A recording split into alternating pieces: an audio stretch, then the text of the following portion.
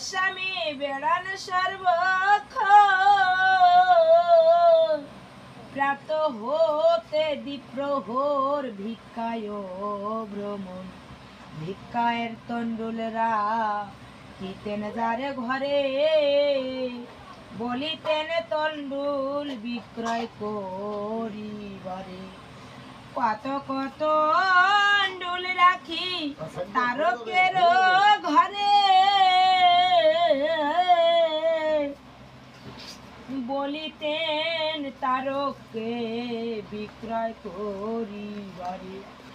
একদিন জয়পুর তারকের বাটি, গৃহ মধ্যে বসিয়া আছেন মাত্র দুটি। হেন কালে একজন তন্ডুল কিনিতে উপস্থিত হইলেন সন্ধ্যার অগ্রেতে।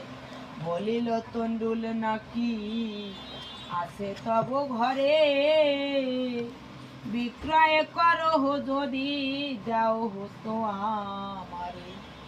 তারক বলিল আছে রেখেছে গোসাই, কি দরে খরিদ করো বলো শুনি পাই। খরিদ্দার বলে দর সকলেরই জানা, বাজারে দর 100 1 আনা। তারক তন্ডুল এনে তারে ঠাই দিল, 5 আনা দাম দিয়া 500 নিল। তারকের নিকটেতে গোসাই বসিয়া বলিছেন মিষ্ট ভাষে হাসিয়া হাসিয়া, তন্ডুলের মূল্য কেন 5 আনা লো, 10 পাই রেখে আর ফিরাইয়া দাও। আনা আনা লহ যদি তন্ডুলের দাম, মনন্তর বলি তব হইবে দূর নাই। তন্ডুলের 100 হলে অর্ধয়ানা, কিনিতে বেচিতে কোনো আটক থাকে না। কিনিতেও ভালো আর বেচিতেও ভাতাই, উভয়ের মনে কোনো গোলমাল নাই। তারক বলিল প্রভু কেন করো মানা, বাজারে চলিত ধর সের 1 আনা। গোসাই কহিল মূল্য অর্ধ আনা নিব, দাম জানিবারে কেন বাজারেতে যাব। সাধুর বাজার বেদ বেদান্তের পার, সৃষ্টি ছাড়া বেদ ছাড়া মানুষ সাধুর বাজার। গুরুতর মূলে আনন্দ বাজারে থাকি, ভবের লোভের হাটে আর কি রে। ভিক্ষার তন্ডুল খাস ভান্ডারের ধন, দরাদরি দিয়া কি বা আছে প্রয়োজন। এইটুকু না ছাড়িতে পারিলে এবার, বলো দেখি কিসে হব বেদ বিধি পার। এত শোনে তারক লইল 10 পাই, 10 পাই ফিরাইয়া দিলেন গোসাই। সেই হতে ভিক্ষায় তন্ডুল যত হায়, অর্ধ আনা মূলে সব করেন বিক্রয়। 4 টাকা জমা হলো তারকের ঠাই, 4 টাকা নৌকা হতে আনিল গোসাই। তারকের বলে এই টাকা তুমি লহ, তারক বলিল প্রভু কেন টাকা দাও। গোসাই বলিল এই টাকা দিব কেনে, তোমাকে দিতে পারিলে শান্তি হয়।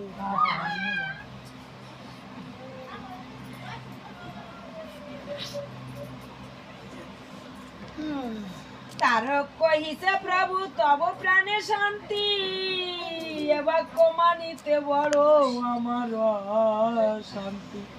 আমি কেন গ্রহণ করিব তব স্থান, তব কৃপা বলে মম হইবে কল্যাণ। সামান্য অর্থের দ্বারা তুষিবে আমারে,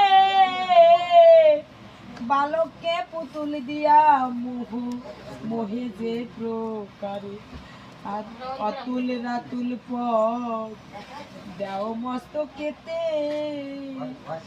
অন্যকে তুষিও প্রভু সামান্য ধনে। শুনিয়া গোসাই তবে কহিছে গর্জিয়া, তবে মোরে টাকা দাও শীঘ্র ফিরাইয়া। তারকা নিয়া টাকা রাখিল চরণে, প্রভু বলে টাকা রাখো তব সন্নিধানে। তব বাড়ি থাকি আমি শীতে কষ্ট পাই, একখানি কাতা হলে গায়ে দিব তাই। গৃহ হতে তারকা নিল এক কাতা, গোস্বামীর পদ পদে রাখিলেন তথা। গোসাই বলেন ঘরে কাথা এসো থুয়ে, একখানি কাথা দাও কিনিয়ে আনি। তারক কহিল কাথা কেহ নাহি বেচে, গোসাই কহিল কায়স্থ বাটিতে আছে। বাটির নিকটে তব পশ্চিম দিকেতে, বিধবা দুই মেয়ে আছে সেই বাড়িতে। সিংহ বাটি গেলে কাতা পারিবা কি নিতে, শুনিয়া তারক যান তাদের বাটিতে। জিজ্ঞাসিল কাথা নাকি করিবা বিক্রয়, তাহারা বলিল খরিদ্দার পেলে ভাই। অমেনির মণি কাথা করিল বাহির, নির্ধার্য করিল মূল্য 2 টাকাই স্থির। আনিয়া দিলেন কাথা গোস্বামী স্থানে, 2 টাকা মূল্য হলো বলিল তখন। আইল সিংহের নারী মূল্য লইবারে,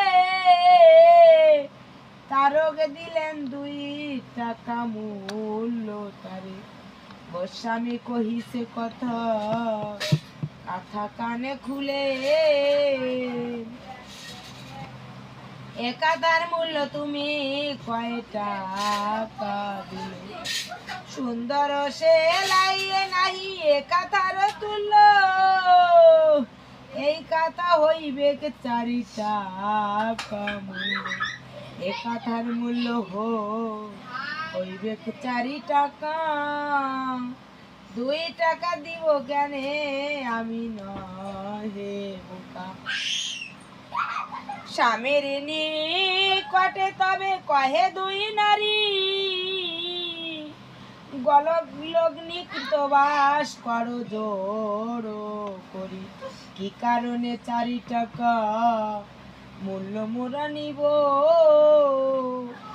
লইয়া সাধুর টাকা পাপিনী হইব। তোমরা বিধবা নারী গোস্বামীর কয়, কেহ কিছু সাহায্য করিলে ভালো হয়। কাঠা মূল্য 2 টাকা করো অনুমান, আর 2 টাকায় আমি করিলাম দান। অবশ্যই আমার বাক্য করো গ্রহণ, কদাপি আমার বাক্য না করো হেলন। সাধু বলে আমারে পারহ যদি মগ্ন, বাক্য না রাখিলে হবে সাধুর অমান্য। চারিটা কানিল তারা সন্তুষ্ট হইয়া, গোস্বামী সন্তুষ্ট হলো চারিটা দিয়া।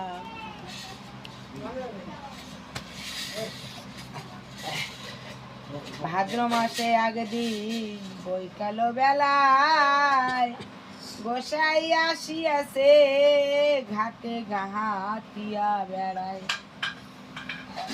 বর্ষার জল গেছে বাড়ির নিকট, আকুল জলকুল জড়াইয়া নির্ময়ীল খাটি।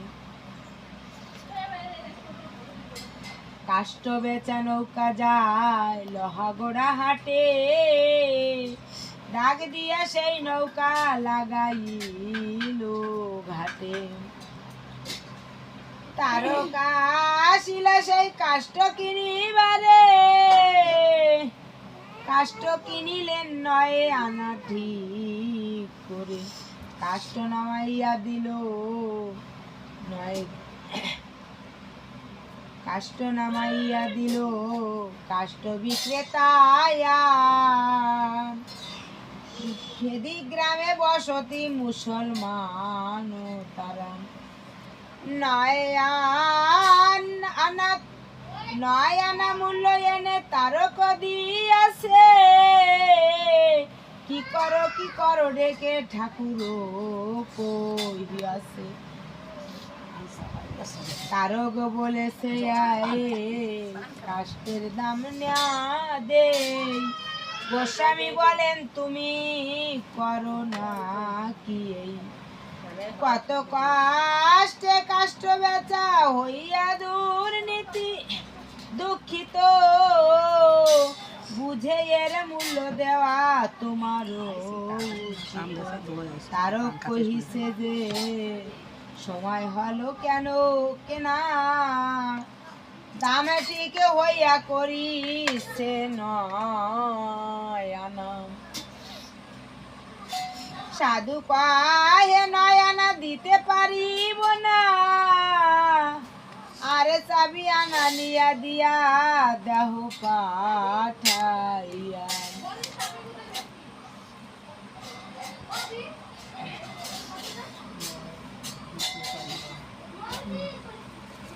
সাধু কহে 9 আনা দিতে পারিব না, আরে 4 আনা দিয়া দাও 13 আনা। মেয়েরা কহিছে মোরা বেশি কেন নিব, 9 আনা বেশি আছি তাহা লয়ে যাব। লোচনে কহিছে দাম নাও 13 আনা, তাহা না নিলে নিতে হবে 17 আনা। মেয়েরা কহিছে সাধু চরণে ছেলাম, 9 আনার বেশি মোরা না লইব দাম। তারক দিলেন 1 টাকা 1 আনা, মেয়েরা কহিছে তারা নিতে পারিব না। 13 আনা দিয়া শেষে কত সাদা সাদি, তারা কহে বেশি নিলে অপরাধী।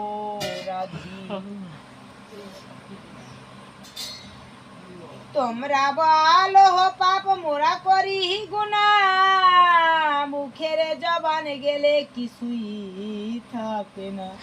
দুনিয়ার খাটি যার মুখের জবান, দুনিয়ার মধ্যে সেই খাটি মুসলমান।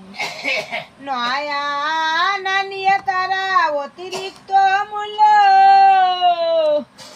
কুলে ফেলে দিয়া নৌকা ভাসাইয়া দিল। লোচন তারককে কহে এই তো ক্ষমতা, মূল্য দিতে পারিবে না।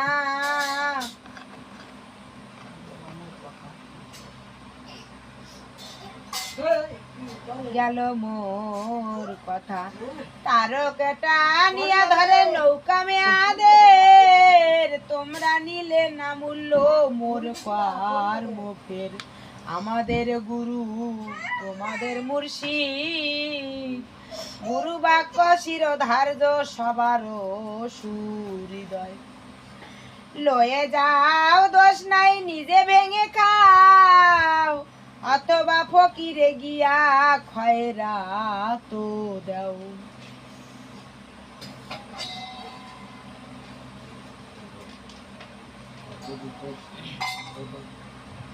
অতিরিক্ত মূল্য তারা 2 আনা নিল, হাটে গিয়া খোদার নামেতে লুট দিল।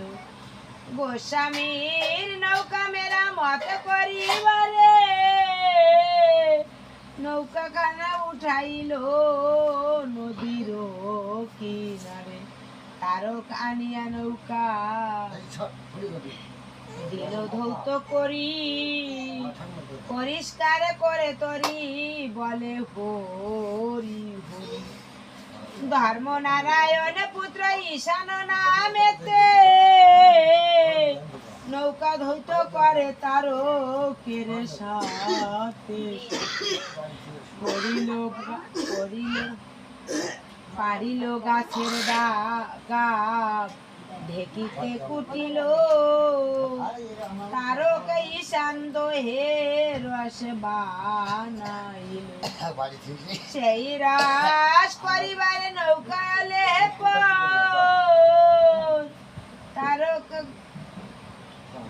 তারক গাবের হাড়ি আনিল যখন। কহিতে হে তারক থাকো, অন্য দিয়া গাবে দিব তুমি রহো রহো। গাওনি করিল নৌকা ডাকি ঈশানে রে, গাবে দিতে পাইলেন হৃদয় নাথে।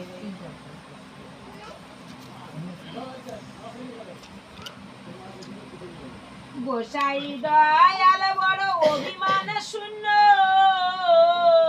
সে হৃদয় নাথের অবস্থা বড় ধন্য। 2 দিন গাবে দিল মেরামত করি, 3য় দিবসে জলে ভাসাইল তরি। নৌকা মেরামত মূল্য দিব যে তোমারে, 4 টাকা। এই হৃদয় নাথরে তো করা হয়েছে।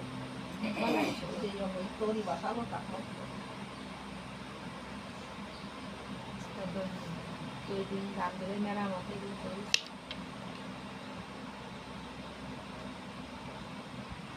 পয়সা দিলে 4 টাকা দিল তারে, নিল সে যতনে। তারক বলে রে হৃদয় এত নিলি কেনে, হৃদয়ে বলিল গো স্বামীর পদ ধরি। এত টাকা দাও কেন মনে সংখ্যা করি, 2 দিন কাটিয়াছি পাবো অর্ধ টঙ্কা। 4 টাকা দিনিতে প্রভু মনে করি সংখ্যা। গোস্বামী বলেন আমি ভিক্ষা করি খাই, পুঁজি করে খেতে দিব হেন কেউ নাই। দিন জানে দিব দানে এই মন মান, নিরু ভীরু লোক মোর পুত্র পরিজন। আমি দেই দয়া করে নাও হয়ে রাজি, এই টাকা দিয়া করো ব্যবসার পুঁজি। তারক নীরব হলো সে কথা শুনিয়া, হৃদয় হইল টাকা সন্তুষ্ট, হৃদয় লইল টাকা সন্তুষ্ট হইয়া। ভিক্ষার তন্ডুল বিক্রি করিতে করিতে, ক্রমে 14 টাকা হলো গোস্বামীর হাতে। তারকের নিকটে কহিছে বারে বারে এই টাকা দিয়ে আমি তো শিব কাহারে। একদিন সেই 14 টাকা লয়ে সাথে নৌকা বাই গেল লক্ষ্মী বাজারেতে। রাধামণি নামে ছিল বৃদ্ধা এক বেশ্যা, দিনে পাতে নাহি চলে না চলে ব্যবসা। গোস্বামী যাইয়া সেই গৃহেতে প্রবেশে হেসে হেসে কহে তারে মৃদু মৃদু ভাষে। একেবারে বৃদ্ধা নয় এমতি বয়স, বৃদ্ধা মধ্যে গণ্য হয় পৌড়ার সে দেশে। রাধামণি বাহিরেতে ছিল কার্যান্তরে, বারে বারে ডাকে তারে শীঘ্র আয় ঘরে। রাধামণি যাই গেল গৃহের মাঝেতে, সেই 14 টাকা দিল রাধামণি হাতে। রাধামণি ভীত হয়ে বাহিরেতে গিয়ে নিত্যমণি বেশ্যার স্থানে বলিল ডাকিয়ে। নিত্যমণি সেই টাকা গোস্বামীকে দিল, গোসাই বিরস মনে ফিরিয়া আসিল। লোচনা নিয়া টাকা দিল তার কেরে, পরদিন নিত্যমণি আসিয়া বাজারে। তারকেরে দেখে বলে গোপনেতে ডাকি, কেমন গোসাই তব মোর বলো দেখি। যারে তারে ভক্তি করে করেন মহাশয়, আমাদের তত বড় বিশ্বাস না হয়। রাধামণি বৃদ্ধা মাগি তার ঘরে এসে 14 টাকা সাদে আর মৃদু মৃদু হাসে। বলে তোর এখন তো নাহি কো যৌবন, তোর দশা মোর দশা সমান এখন। তুই বৃদ্ধা কি কারো থাকিস বাজারে, আমি রোগী ভিক্ষা মাগি নগরে নগরে। অর্থ হেতু অনর্থে কিবা প্রয়োজন, তোর ভালো হবে তুই মোর কথা শুন। তারক শুনিয়া তাই নৃত্যকে বলিছে, একথার মধ্যে কিবা দোষ কোথায় আছে। টাকা যদি সাধিবেন কামে ব্যবহারে, কেন টাকা সাধিলি না যুবতী নারী রে। রূপবতী বেশ্যা কত আছে তো বাজারে, কেন বা গেল না সাধু তার ঘরে। সাধু টাকা সাথে বলে উনি ভাবছে কি আমার কাছে হায়, কিন্তু তারক বলছে কি যে তোমার টাকা সাথে। তো উনি তো আরো আরো আরো যৌবন মানে যাকে মানে অল্প বয়স তাদের কাছে জাতি ভক্ত, তোমারে কেন টাকা সাধলো।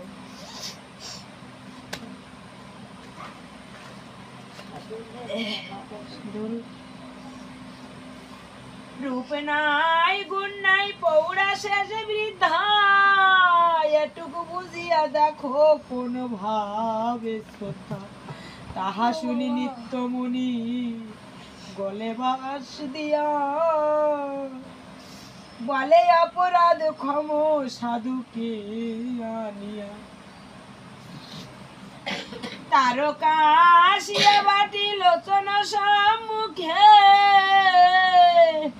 জিজ্ঞাসিবে মনোভাব কথা নাহি মুখে। অমনি লোচনা হাসি কহিছে তারকে, কিছু কি জিজ্ঞাসা নাকি করিবাই আমাকে। কি কহিছে নিত্যমণি অবলা সে নারী টাকা সাদিয়াছি রাধা মনি দুঃখ হেরি বৃদ্ধ বলে বেশ্যা হয় হরিপরায়ণ এ সময়ে বেশ্যাবৃত্তি তারও তো সাজে না নিত্যমণি চলে না বলে তাই তিনি দেশে টাকাটা